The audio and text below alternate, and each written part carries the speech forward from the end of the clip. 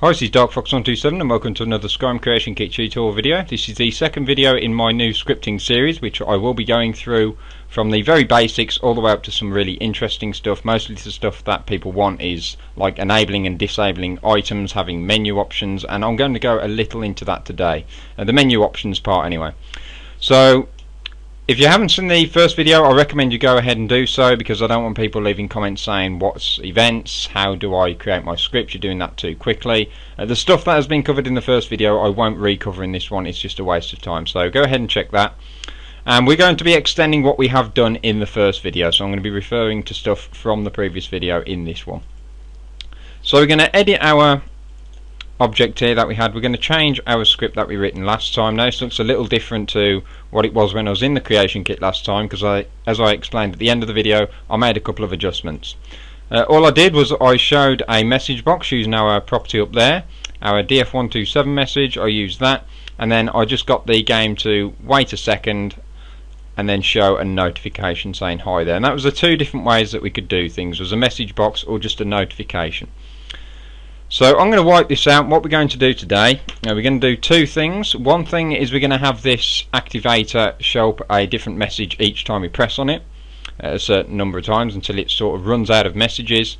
And the other thing we're going to do is set up a menu system where the player will be able to select which message he wants to show or which action he wants to perform, essentially. So we're going to be keeping with our onActivate event because that hasn't changed.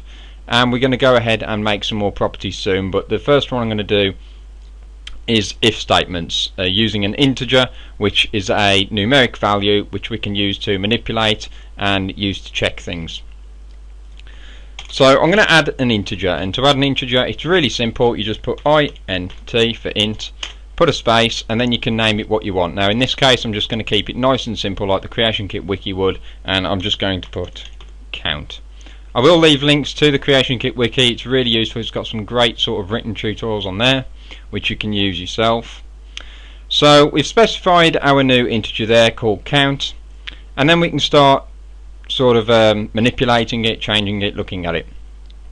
Now if statements is how I'm going to start this. So what we want to do is we want to go ahead and click on our activator, and we want it to say a message. In our case it's going to go 1, as if to say this is the first time you've pressed it. Then we're going to get it to go away, come back, and we're going to hit it again, and then it's going to say 2. So it's going to know that you've already hit it once or twice or 3 times or however many times, and it's going to bring something up knowing that you've hit it before. So you could say it says hello, and then when you come back and you hit it again, it'll know that you've already been and clicked it once, and it'll say hello again. So that's what we're going to do. Now, like I said, we're going to use if statements for this. If statements just check different variables, different things. It basically checks the state of something and then does something in response. And then if that isn't sort of valid, so if it says if the chicken has crossed the road, so if the chicken had crossed the road, it would do a set of commands that you tell it. But if the chicken hasn't crossed the road, it'll go down and it'll check the else if, and it'll keep going down and checking that different things are true or false until it meets the criteria. One of them is true. Hopefully that makes sense. It's quite difficult to sort of explain, but we'll see now. So what I'm going to do, I'm going to say if our count is on 0, we're going to add 1 to the count, and then we are going to show a message saying like, hi, this is your first time clicking on this. Then we're going to do else if the count is 1, then it knows that we've been there before, and then it will show something different, and then we can go else if it's 2 or 3 or 4, and that will make more sense again in a moment. So I'm going to put if, I'm going to put space, and then we are going to go if count, so that will be our integer, space, 2 equal signs. Now the reason it's 2 is 1 equal sign is stating this equals this, and we're not doing that. We want to say that this is equal to. 2 equal signs means that something is equal to something. So we're going to hit space, so if count is equal to, and then we're going to put 0. So if the count is 0, which it will be the first time that we go and activate it, I'm going to go down, I'm going to tab along, and we're going to state what we want it to do. Now this is where our first tutorial comes into play. We can put a notification or we could put a message box. Now what I'm going to do, I'm going to put a message box because it's going to be really in our face, easy to see, and we can click go ahead OK. So I'm going to go and show our df127 message here. So df127 message dot show. So that's going to show our message, but what we've got to do to get it to understand that we've been there once, we have to add 1 to the count. Now what you can do, if you place this outside of the if statement, every time you activate it, it will add 1 to the count. But what that will do, it'll be starting on 0, and the first time we go and hit it, it would add 1 to the count and then check the if statement. So if you do want it to add 1 every single time, then just make sure that it's outside the if statement. But if you do that, recognize that the first value that it's going to be landing on is 1, not 0. So if we didn't place it outside of the if statement and we put it inside, then it's 0 already, and then we're checking if it's 0, and it is. Hopefully that makes sense. So what I'm actually going to do, I think we'll put it outside of the if statement, so it's guaranteed that every time it activates, it's going to add 1 to the count. So we're going to go count and then equals. We're going to make count equal count plus 1. So it's saying count is going to equal count but plus 1 on the end, so it's going to be 1, meaning this is going to check, it's going to say 1 instead. So what we're doing, we're activating it, it's adding 1 to the count, and then it's checking the number. So now that it's added 1 onto 0 and it's 1, it should go, it's 1, and it will show that message. Now we're going to go else if. So what it will do, if this statement isn't true here, if count doesn't equal 1, it'll go to this and check this. And we're going to go count, else if count double equals, so if it's equal to the number 2, so if the count is 2, we're going to show another message. So I'm going to add a property in a moment, and we're going to call that number 2. Now because I'm stating message 02, I'm going to actually have to add that as a property. So message property df127 message 2. So there we go, we've got 2 messages. That's the first one and that is the second. And I'm just going to add a third. So else if count equals 3, we're going to do our third message. Whoops. There we go. So hopefully that makes nice sense. It's always going to add 1 to the count, so each time you come back it's going to be a different number and it's going to add 1 on. So we go up to it, adds 1 to the count, meaning it is 1, it'll show that, we'll go away, we'll come back, it's already on 1, it'll keep that number, it will remember that value, and because it's 2 it'll show our second message, and so on. Now if statements have to be ended at some point, otherwise you're not going to get your script to compile. So when you're done, when you've got enough statements that you want to check, just go end if. Simple as that. Now we just need to add that other message box, message property even, and df127 message 03 auto, and we're going to control and S. And I've got an error, which I've always got, probably mistyped something. So this is something that I mentioned in the first tutorial, that's kind of a good thing that it's happened, is I mentioned that this can sometimes give you a good hint as to what is wrong, and it has us a set of numbers here. 17 is line 17, and if you just check here it tells you what line you're on. So it's saying that we've made an error here somewhere. It's saying that df2 message, it's actually got that wrong, I think. df, there we go, it's that line there, line 17, yep, line 17, and as you can see I've missed a 1 there, so hit 1 and it should now compile. There we go. So that's kind of good that that made an error, because you can see how the error system works, and go ahead and click that off. Now this isn't going to do that yet because we haven't stated our properties, so it won't show the message boxes, because although we've got properties for them, we haven't stated what those messages are. Now we're going to go under miscellaneous message, and we are going to go to our message box, and we're going to need to make 2 more of these. So first off, make sure it's a message box by ticking that, and I'm going to say hello. Okay, I'm going to alternate click and duplicate, edit that version, rename it O2. Just going to click OK. Because I've already created a new form of it, I'm going to click no and then yes. Double click on that and I'm going to say hello again. And then, as you might have gathered, we'll go ahead and make our other one. Call that number 3. And we'll put, ooh, can't type today, hello a third time. No, and then yes. Now, because I've named them exactly the same as my properties are named, I mentioned this in the first tutorial, when you autofill all, it will autofill the properties because it can find it, because it's exactly the same. Now, if these were named differently to that, it wouldn't find them and you'd have to specify them manually yourself, but we're okay because we've autofilled them, and we're going to click OK, OK. Now we're just going to pop in game and we're going to see that working, and I'm going to come back out of game, back in the kit, and we're going to set up the menu system. Okay, so here we are, and if we go up to our stone here, hello, click it again, hello again, and click it again, and it says hello a third time. So it's as simple as that. It's just checking that integer, changing it every time we activate it.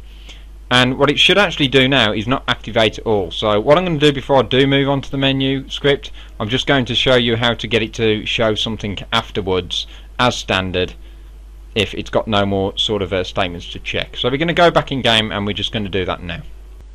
Okay, so the one thing that I did forget was to show you how to get it to just do a standard sort of thing when you get to the end of the possible statements.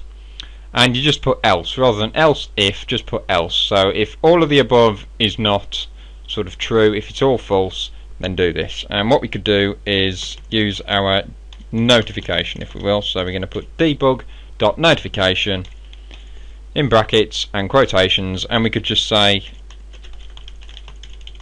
no more messages. Let's get my control out of the way. Quotation and brackets. So that's what you could do for that. I'm not going to do that now. I'm not going to go back in game and show you that working, but that's what you could do. So when all these don't apply, then it just come up in the top left as a notification. You could do it as a message, entirely up to you, and it'll just say there's no more messages left. Okay, so let's get started with creating our menu system. Now, to do this, we are going to need a function. Now, a function is a list of commands that we can do by calling them up within the event. So rather than having to type out a whole list of commands every time we want to call them up, we can just put them all into one sort of neat package, call the function, and we can call that up. So like I said, the advantage is that you don't have to keep retyping a set of commands every time you want to use them. So say if we had some banners that we wanted to disable and then enable a banner depending on the option that we selected, we wouldn't want to hit disable this, disable this, disable this, disable this, enable this, and then do it again for the next option and again for the next option. We just want a function to disable all of those things. So that's sort of where functions come in handy. And we are going to also need a function for a new menu system here. So I'm going to go function menu. Menu is going to be the name of it. You can call yours what you want, but this is going to be a lot tidier and easier to understand if I just call it menu. And I've put int, so another integer, AI button equals 0. This bit here just makes sure that the menu closes whenever you select an option, and that'll be quite helpful in a moment. We have to end the function as well, so whenever you start a function you have to end it, similar to when you start an event you have to end the event. And like I said, you have to call upon this function, so we have to say menu and enclose brackets. So it will say just go straight to menu. So when we call menu here, it will do whatever is in menu, it will do all that and then move on to what is next in the event. Not only does it make things quicker, it just keeps things really tidy. So if you've got a number of different commands and things that are going to happen within this event, you don't want streams and streams and streams of sort of things going on in there. So you can clean them up and have them out the way in function down the bottom there if you wanted. We'll probably see that in later tutorials where we will have quite a lot of things going on and we won't want things all sort of messed up here. The enabling and disabling tutorial that I get around to, that will be where we'll be using functions quite a lot. They'll come in handy. So we're just going to call upon the menu and we're going to make a new message box. So we've got our 3 message properties here. Each of them shows us a different message, but we're going to need our menu system. So our menu, which is going to show giving us the choice for whichever option we want. And I'm going to call it df127 menu, auto, and I've already gone ahead and made it here. So you can go ahead, alternate click new, make your brand new message, call it whatever you want and state it in your property. And I have put which message do you want to view. It has to be a message box. This doesn't work with notifications obviously. And then I've selected my options here. Now I've got 4. I've got 3 messages which I want to show, and I always put the first option as cancel, so this will just chuck you out the menu, because when you go in the menu you might not want to be in there for whatever reason. You might have hit it accidentally or decide you don't want to select any of the options. So rather than have to be forced to select an option, you can cancel out. So that's really useful. I'm going to go into sort of item conditions later on. This allows you to have options show depending on different things that are going on, but we're not going to bother with that now. We're just going to state our cancel message, message 2, message 3, and as you can see here, the index, it says this is 0, this is 1, this is 2, and this is 3. That will be important in our if statement that we're about to do now. So first I'm going to go AI button equals, and this is going to be your message that we've just created. So this is going to be df127 menu dot show. And then we're going to start our if statements again. So it's going to be similar to what we've just done, but obviously we have our more customization, our choice as to exactly what message we want to show. So we're going to go if. Now we're going to go AI button is equal to, so equal to again, and 0. So if we hit button 0, we're actually going to do nothing. And because this is telling us each time we register one of the options, it kicks out the menu when it's finished. Because we're not doing anything, it's just going to kick out the menu. So that's really useful to have that cancel button in there. Now else if, so if our button equals 1, we're going to show our first message. So df127 message dot show, and then else if AI, too many T's in there. Else if AI button equals 2, and we're going to go df127 message dot show. We're going to want that message 2, and then we're going to want that but 3 for our next one. So just to speed the process up, we're going to go else if AI button equals 3. Do that, and again we need to end if or it's not going to compile. So you could carry on, you could have a load of options. In fact, that's not true. You can have up to 10 options for a menu, but be aware that depending on sort of the length of your options, so this is message 1, that's quite lengthy. You can have up to 10 options, but because of the way that the menu system works in Skyrim, it doesn't go vertical like Oblivion did. It goes horizontal across the screen, and if you have each option that sort of says it's way too long, then eventually it's going to go off the screen, and people with lower resolutions especially aren't going to be able to select it. Let's just ignore that. Only want to cancel it. Let's just check that's right. Now if these were like 1, just simply 1, then you'll probably have enough room to fit all 10 across the screen, but be aware that you need to make sure that it's going to fit on the screen if you are having that many options. Now the other option is to go into submenus, which I'll cover in another tutorial hopefully. That's where you'll be able to click an option on here which could be maybe called more, and that would fire off into a separate menu entirely, giving you those extra options without any problems. But we're not going to have that now. I'm just going to click OK to that, and we're just going to call up our own. So that should really be it. Just again make sure that your properties are in there, so you're calling up your new message box system, and we'll go Control S, that should compile. There we go. And the last thing to remember, because it's easy to forget and I do, is to autofill your properties. In this case it's I've already done it earlier on when I was testing this out, but there we go. So we've got our main menu, and then those are your 3 menu options. Click OK, OK, save. So now we are going to go in game, and we are going to see our new menu system working. Okay, so here we are again, and if we go up to our stone here, we've got cancel, so kicks you out the menu, and message 1, message 2, and message 3. And like I said, you could have that to do anything that you wanted. It could be a teleportation system, select which place you want to go. It could be something to enable and disable things, even tell you how much gold you've got or how much of this you've got. You could do some really cool stuff with the menu system, and I will be covering things like that in later tutorials. So now that we have got most of the basics out of the way, we can really start going. So that is the end of the tutorial, and please check out my main website, my anti-social website. Hit that like and subscribe button if you haven't already. Make sure you leave a comment if you've got anything to say. If you maybe want to request a tutorial on scripting or tutorial on anything else, just let me know how the video went. Was it useful? So yep, thank you very much for watching, and I'll speak to you next time.